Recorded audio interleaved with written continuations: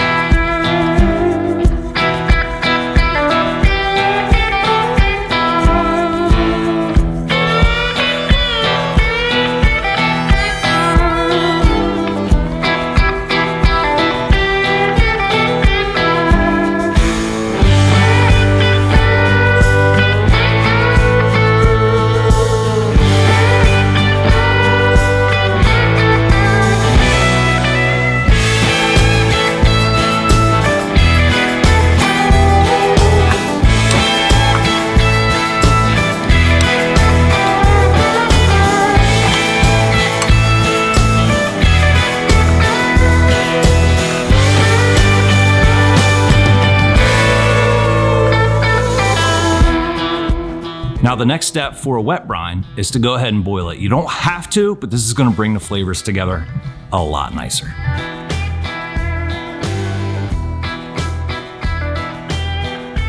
Now, the trick about this is to make sure that you're not putting your meat in hot water. So you're only going to boil about half the water that you're going to use for your brine. So however much water you think you need to cover the meat in a bucket or a bowl or whatever you're using, use about half the water to boil, and then we'll add cold ice water to bring it down to 40 degrees, because you don't want to put meat in anything that's not refrigerated and leave it in there for any extended period of time.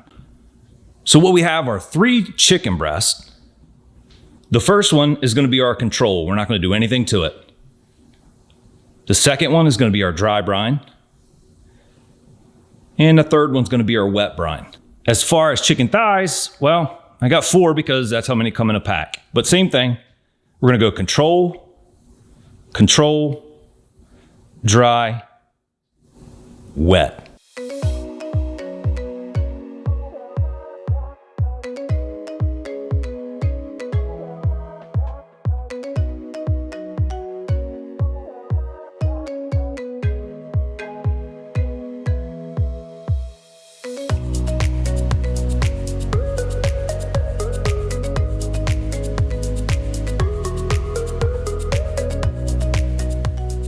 Now between those two together, we're working with about 2 pounds. So that's where I came up with my ratio for salt. We're using 4 tablespoons of salt, 2 tablespoons of brown sugar, 2 tablespoons of pepper, and 1 lemon in each brine, just the lemon zest.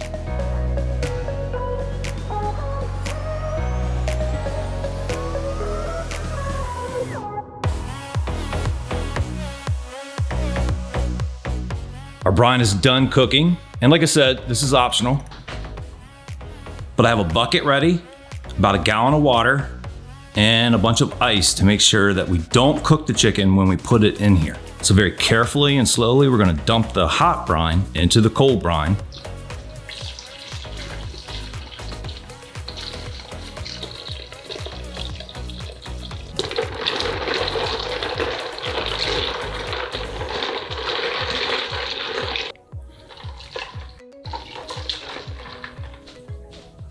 And so we've got some saran wrap on top of the breast so they don't dry out, as well as the thighs. We're gonna put those in the refrigerator for about 12 hours. Same thing with the brine. We're gonna put the whole bucket in the refrigerator for about 12 hours. Now the trick here is just to make sure you still have ice cubes when you go to do this. Guys, I wanna caution you on one thing, and that comes to your salt. Salts come in all kinds of different shapes and sizes. And if you get a real fine salt, well, you don't need anywhere near as much. So I want to encourage you to go by weight if at all possible. Some of you guys have scales at home. That's your most accurate way. You don't want to get too much salt on your, whatever it is you're cooking. So just be careful of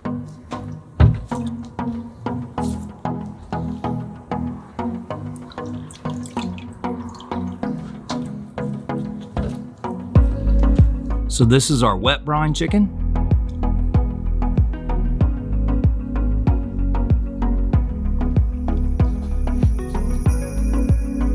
Our dry brine chicken,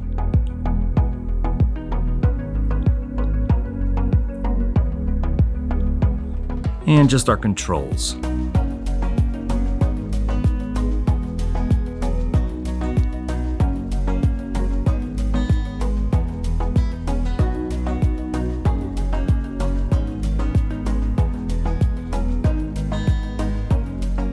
Visually, what you can see is the dry brine chicken breast is definitely much darker. Not a whole lot of difference on the thighs, but you can see that the dry brine thigh, the skin's a little tighter. Now what you can see is that the wet brine, definitely, the meat looks like it has more moisture in it. The color on the thigh on the dry brine is definitely much darker. You can see that, and as well on the breast. With them dried off, it's time to put just a little bit of my favorite chicken rub. It's Stubbs chicken rub, and I just love this stuff.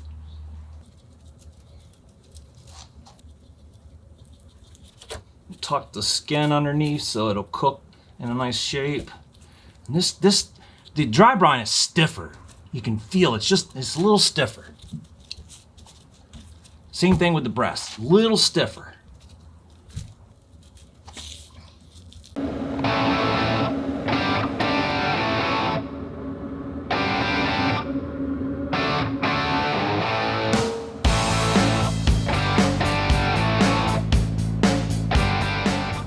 All right, let's go ahead and get these guys on the Rectech. I'm smoking them on the Rectech because I want to make sure the temperature is spot on, and I'm gonna smoke them at 350, or I'm sorry, 325. We're gonna go 325, and we're gonna take it for about a half an hour, and then we're gonna raise the temperature at the very end.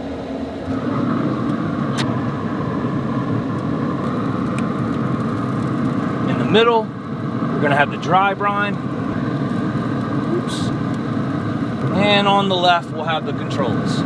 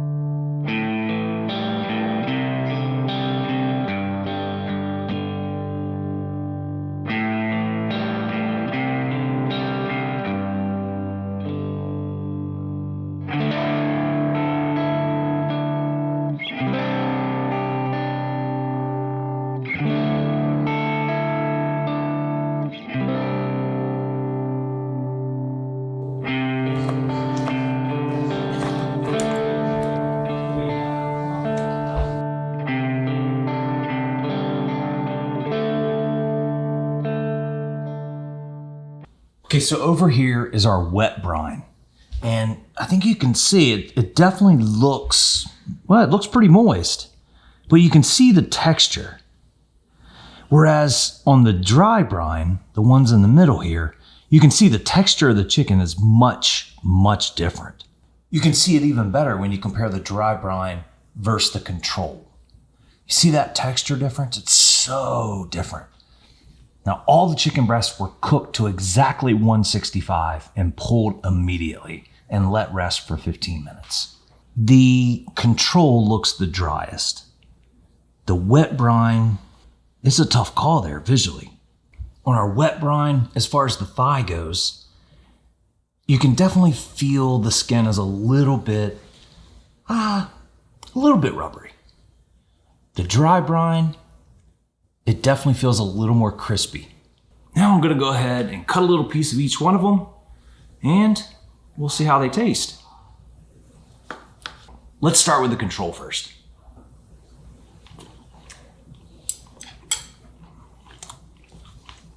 That's that stubs coming through. Man, that stuff's good. If you haven't tried that, make sure you try that out. All right, let's try this dry brine. This one I'm very curious about. Has that different texture.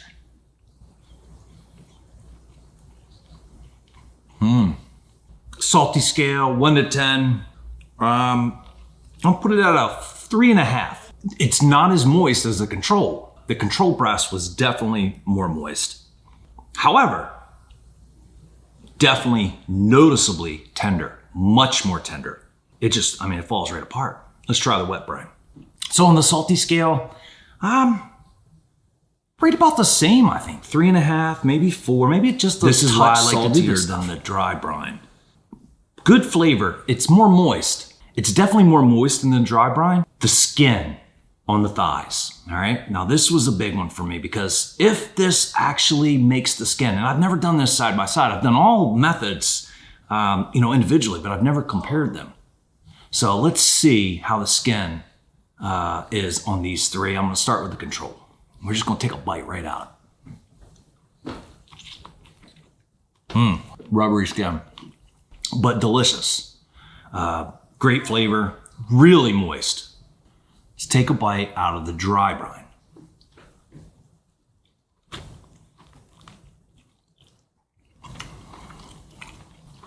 Woohoo! Definitely too much salt for any meat. I mean, it's tender, but there's a little bit of a chew to it where it's cured so much. Skin, definitely crispier. I mean, didn't have to pull at it or nothing. I mean, it was good, real good. Let's try the wet. Skin is definitely a little rubbery. Not as bad as the control, but nowhere near as good as the dry brine. The dry brine definitely works for giving you a crispier skin, a little less time. I'm thinking for thighs, this was 18 hours. I'm thinking like 6 to 10 hours most. The breast, the salt content was perfect. Somewhere between 12 and 18 hours is the time to go to brine these breasts. For a whole chicken, whole turkey, the bigger the bird, the more the time. You're gonna be over 24 hours, I think. 24 to 30 hours would probably be optimal for a whole bird. What's the overall result here? It's a bit tricky. I like the dry brine for the skin, solely for the skin. So if you have skin, if you're doing something with skin on it, I think the dry brine is the way to go. With the breast or a skinless piece of meat, it's a toss-up, guys, between the control and the wet brine. This is surprising to me. Number one, I didn't think that the control would even be able to come close to either, but it definitely does when it's skinless. Final results. Skin on, dry brine. No skin, I think I'm gonna go with the wet brine. It has that salty content in the meat. Whereas over here, you're just getting the flavor on the outside and that's it. If you've done anything like this before, tell us down in the comments what kind of results you had. And if you haven't done this before, Here's a perfect excuse to cook a whole lot of wonderful chicken and do a little experiment for yourself. I really appreciate you guys watching the whole video. Thank you for your interest and your support. Please do me a favor. If you're not a member of Delmarva Backyard, scroll down beside the subscribe button. If it's not on your phone, go on your computer and scroll down to where the subscribe button is, and there's a membership, there's a join button. Click join. For $5 a month, you can get some exclusive content no one else is gonna get anywhere. It's gonna be question and answer videos where I answer your questions. I can't get to them all, but I'm gonna try to answer as many as I possibly can, and as well as written recipes. So not every recipe, not every cook is gonna have a written recipe. I generally don't put written recipes on the channel. I'm gonna reserve those for the memberships. So if you wanna be a member of Delmarva Backyard and help support me in what I'm doing and spreading the inspiration of barbecue and great food in your backyard, please do me a favor, click the join. It's just $5 a month. The money all goes straight towards the channel. And that's where I can bring you great videos with stuff just like this. Food, grills, accessories, that stuff costs money, guys. And there's a lot of time that goes into this. So I really appreciate your support, and it would mean a lot to me to see you as a member. And who knows, maybe I'll be putting some members' names on some future videos to give you some acknowledgement. Guys, I hope you have an awesome week, and I can't wait to see you on the next video. Thanks for watching.